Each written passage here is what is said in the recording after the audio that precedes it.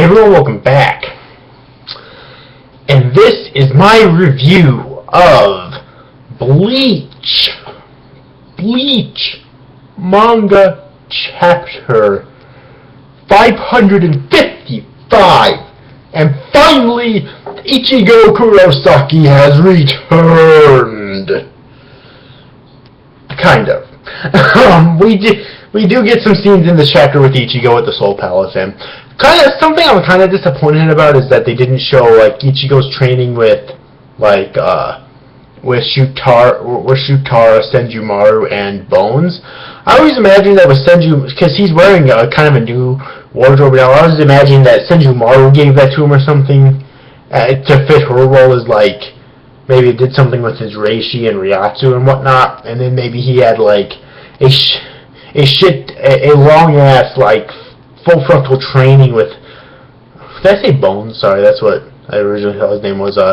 Ichibe. I mean, with like Ichibe, because for some reason he gives off the vibe to me that he's like the strongest of the five.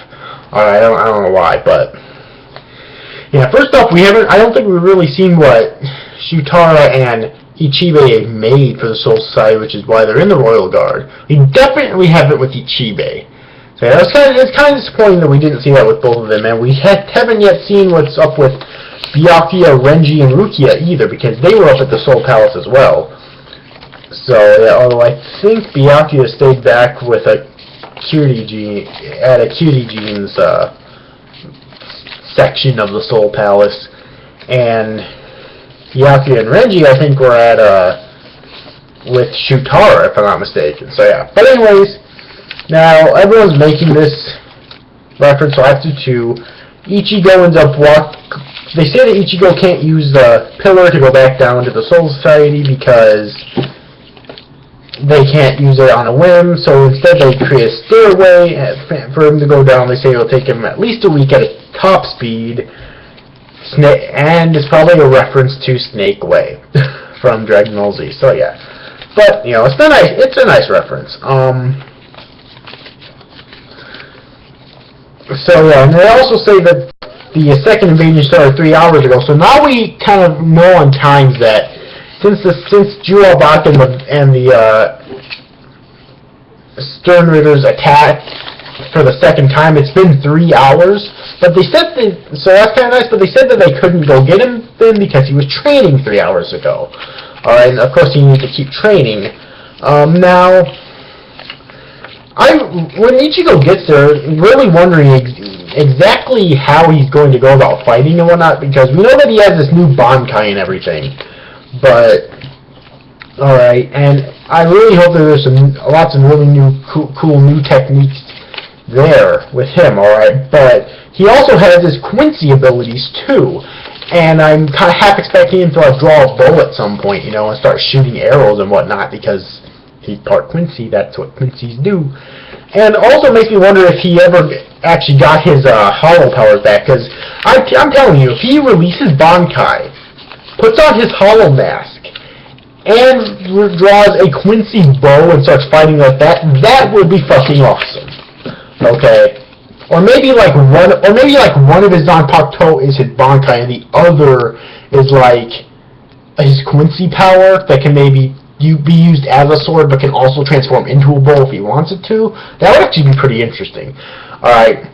So yeah, but I can't wait till he gets down there. And then the last bit of this chapter is basically a Bombietta Bastarbine releasing her full standing, and Candace Catnip, which is the basically one of the girls from her clique from that Bambia's group, states that if she releases it, she could end this war very quickly. I don't know. I mean, she does seem to be getting really angry too. Alright, so she was letter E. Maybe E stands for like enraged or something. In which the madder she gets, the more powerful she gets. Possibly. Alright.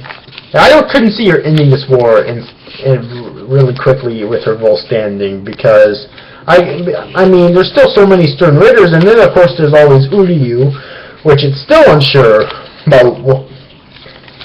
We're still unsure about exactly what his plans are, and then there's also Juhabak himself, of course. Alright, so we've got a lot to cover here, but I do think that it's starting to pick up now, especially since Ichigo is on his way back, and still no sign of Kenpachi Zaraki. Why? Honestly, I think it would have been more interesting to go back to him first, but at least we've got Ichigo. You know, the two people I want to see again. Hey, at least Ichigo's more interesting to watch than fucking Naruto. And I'm gonna leave it at that. So yeah. Anyways, chapter 80 overall, though, it was a really good chapter. It wasn't too action-packed though, but this once again just proves you don't need action-packed chapters for the chapters to be good. Alright, so yeah. Anyways, overall, I hope you enjoyed this review, guys. See you after, guys. Thanks for watching. Bye-bye.